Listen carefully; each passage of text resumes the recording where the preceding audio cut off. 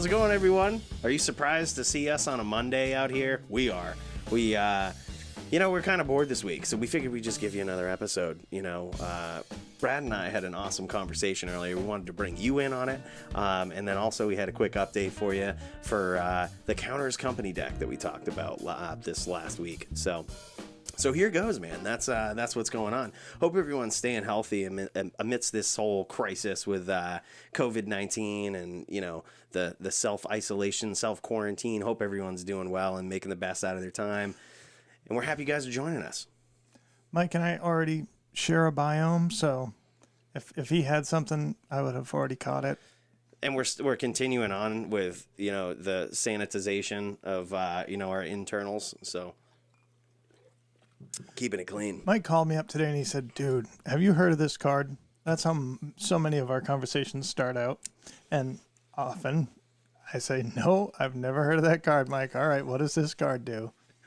And after he talked to me, the excitement in his voice, I said, why don't we do a one-off? Why don't we do just a 10, 15, 20-minute get-together? Because I want people to hear you while you're excited about this card. Yeah. Dude, you guys aren't going to believe it, man. Or maybe you will. Or maybe someone will be like, you're an idiot. This is a terrible card with some good evidence to show otherwise. And I'll be like, God damn it, you're right. But listen to this, all right?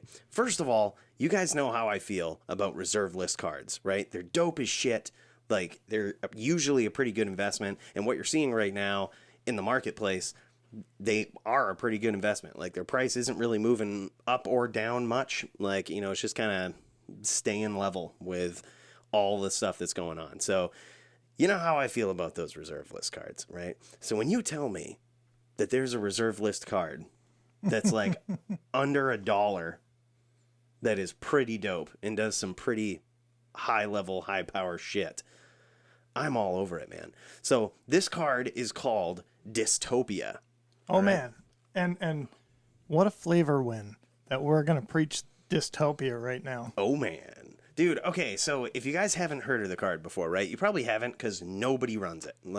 We just looked at the EDH rec site, and of course, it's that search engine we were talking about. You can search for any decks that people have uploaded and have said, hey, look, I use Dystopia in this, weird commander deck that I have. There was 55 decks out of what, 100, thousands, hundreds of thousands of decks, and they're all rogue stuff. I didn't even know most of the commanders. You just look them up. Oh, great. That's, one of them was running Rankle, Master of Pranks, which is really cool.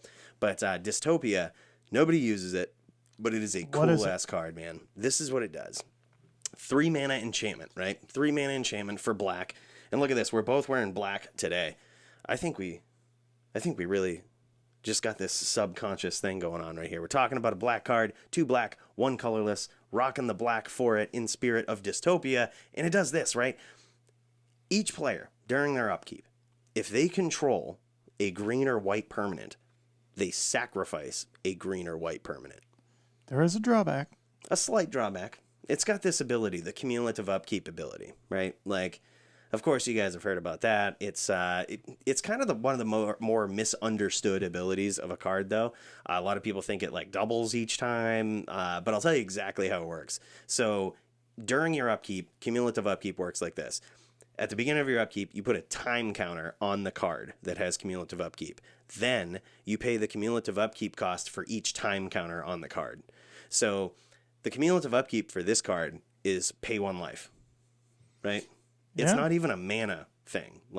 In Commander, we have 40 life if you're playing in a pod or something. Hell, even if you're playing dual Commander and you have 20 life, it's still not really that big of a cost, right? It's 1 life, and, next turn it'll be 2 life, and then 3 life. But depending on what you're smashing out and get people to sacrifice, that can not necessarily be a bad thing. This would be a great card to get out early just because it keeps green and white players from getting any kind of board presence. Exactly. If you turn 1 Dark Ritual Dystopia, and you're playing against a green-white variant deck that's trying to ramp up with birds and mana dorks, and there's a ton of them out there. It isn't like we're talking about some rogue deck that's trying to do these mana dorks and rampant and stuff. There's a lot of commander decks that do that. This just hoses them. And if you're playing in a pod and you drop that out, especially, off of a dark ritual, or hell, even if you just value play it on turn 3, you know what I mean, and you're not even ramping, that's so many permanents, right? Like, that's so many permanents that you're likely going to get. And it warrants a removal spell, right? Like, anyone who's playing green, they're not going to want to keep sacrificing permanents. Like, they're going to see this. They're going to see your stupid cumulative upkeep cost of 1 life, and they're going to be like, God, I'm not dealing with this for another 2-3 turns. Like, this is ridiculous. So it's probably going to warrant a removal spell, right? But if it doesn't, and it kicks around, there are so many busted things you can do with it. Like, So what's your commander of choice to play this card in? So my commander of choice for this card in particular is Muldrotha. Okay, if you guys aren't familiar with Muldrotha, it's the Sultai colors, the blue, green, black, and its ability is, first of all, it's a 6-drop commander, 6/6, and it says during your turn, you can play a permanent card from your graveyard of each permanent type. So you can play a land, enchantment, artifact, creature, and so on. So if you get sick of that cumulative upkeep cost, you can just sack it and not pay it and then recast it, right, with Muldrotha. But some people might have caught on, hey, Muldrotha is green, so that will trigger your sacrifice. It definitely will, but Muldrotha, hopefully you have some other green permanent, other than Muldrotha in play that you can sack and then just keep bringing back with him. So it's not really that big of a cost with Muldrotha. And you could also, a fair point, not be playing randomly against a green or white deck, right? That very well could happen. So what would we do there, Brad? What do you think are some cool things that could make this an insane card, even if we're not playing against a green-white deck? Well, it depends on if your deck has any other synergies with really fun cards like Painter Servant. Oh, for sure. That's what I'm thinking about, right? Like Painter Servant, because it's just cool as shit, man. So I run the Painter Servant Grindstone combo in the deck because, first of all, if you just He's run not into a nice person. Obviously, if you get those 2 cards on the board, you can just auto kill your opponent. Like, target opponent loses the game, basically. But Grindstone is not entirely dead in Muldrotha. Like, you can just target yourself. You know what I mean? You can slam Grindstone down turn 1, and you can get value by dumping cards into your graveyard. So it's obviously there are better ways to do that. Like, I run some dredge cards in the deck too, such as Dark Blast, which is, just the 1-drop removal. Target creature gets -1/-1, and you can dredge it. Like, so the dredge dumps cards into your graveyard, and you get a removal spell back in your hand. There's obviously there's better ways to do it, but it's not dead. It isn't like it's just sitting there with nothing to do. You know what I mean? And then if you happen to hit Painter's Servant, like, you just win the game. It also allows you to run cool cards like Blue Elemental Blast and Hydro Blast that, also really good cards in and of themselves. I don't particularly run them in Muldrotha because they're not permanent cards, but, so they're not really synergetic with the commander. But you could, you know what I mean? If there's some other variant where you're using Dystopia and Painter's Servant or whatnot, you could jam that in there. Hell, if you're running a black-red variant that has no regard for green or white creatures in the main deck, you could just run Pyroblast, or what's the other one that's just like the Pyroblast? Red Elemental Blast. You could run shit like that. So it's really cool, man. Like, that tech right there, we're talking kind of about the Painter Servant Grindstone, is pretty dope. But, like, Dystopia is just this unsung hero that if you happen to be playing against a green-white deck, they are not going to like it. Like, you're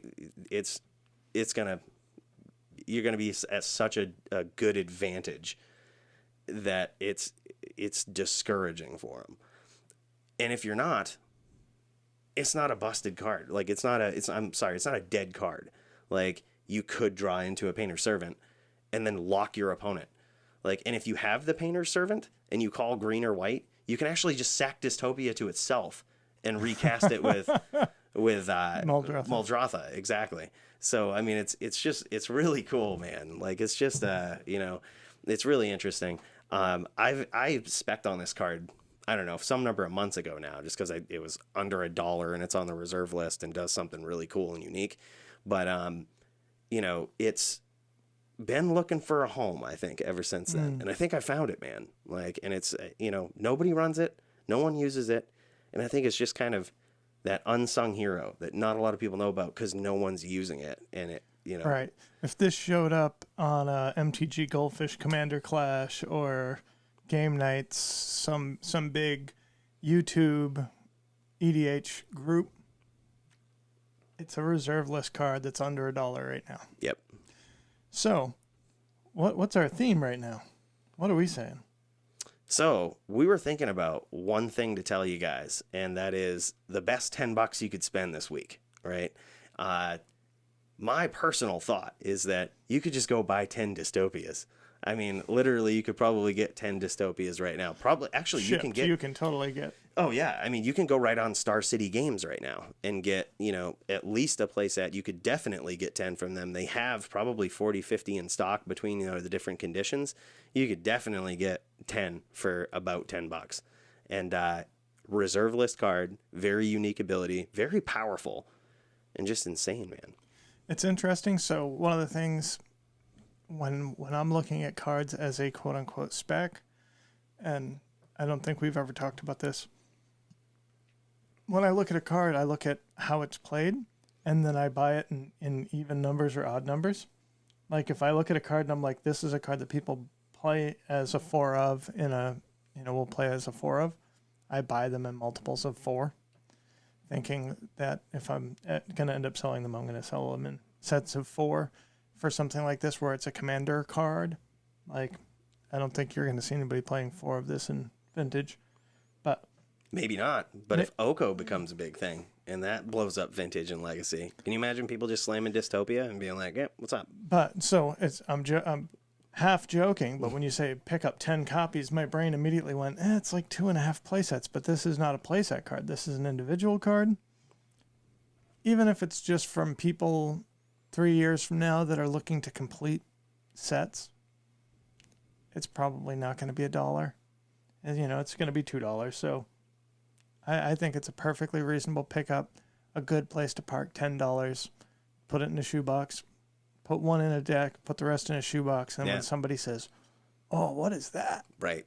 I mean, all it's going to take is like one Saffron Olive video or something like that for people to realize, holy shit, like this card actually has a lot of text and does a lot of shit, So, yeah, pick them up, man.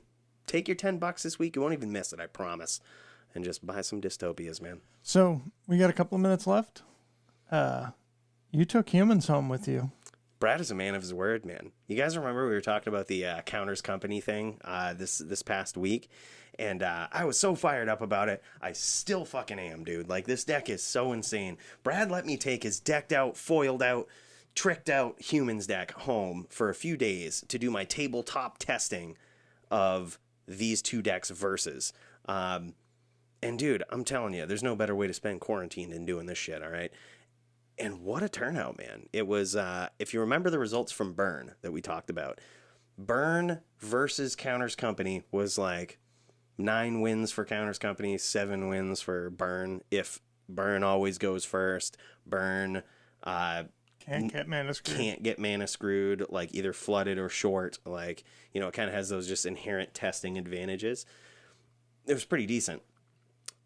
But, like we said, Burn is not the best deck in the format. I would vouch for Humans possibly being the best deck in the format. He's just trying to sweeten me. He's being sweet on me. Or maybe I'm trying to make myself look better after, you don't know you guys don't we know haven't talked about the results yet. Yeah, right. So, but this was even better results against Humans with the Counters Company deck. It was, I think the final results were 14 wins with Counters Company versus 4 wins for Humans. And this is Humans always going first and Humans never being flooded or short of mana. And this was, with the exception of a couple games, I always tried to make sure, just because I am likely not good with Humans, that it always had a 1-drop, like, you know, either the white dude, champion of the parish, or a vile or a noble. So if it didn't have those in it, like, I would take a free mulligan and just try to get one of those, at least one of those in there, so that you're not slow. Because, you know, not being a good humans player, I assume you still don't want to be slow and not have like your first play be a turn 2 something. Like, so perhaps after this, we'll try some actual piloted testing. yes, I can't wait. I need to have somebody play the deck that knows what they're doing, because the more that I kept going with those we'll results, probably go 18-2.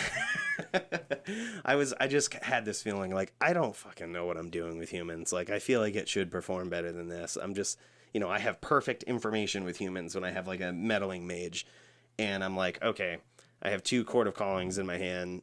You know, I didn't necessarily know that from a freebooter, but I was just like, all right, what happens if I go Court of Calling? And now you're fucked out of 2 cards in your hand. Still lost that game.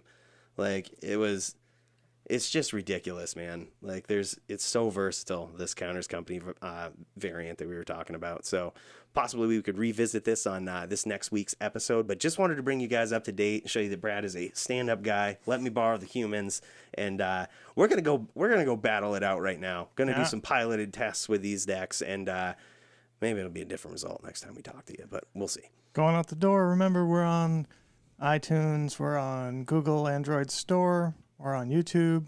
Depending on if you're listening to this or you're watching it, you want to find it in those other places, we're there. You can find us both on Facebook.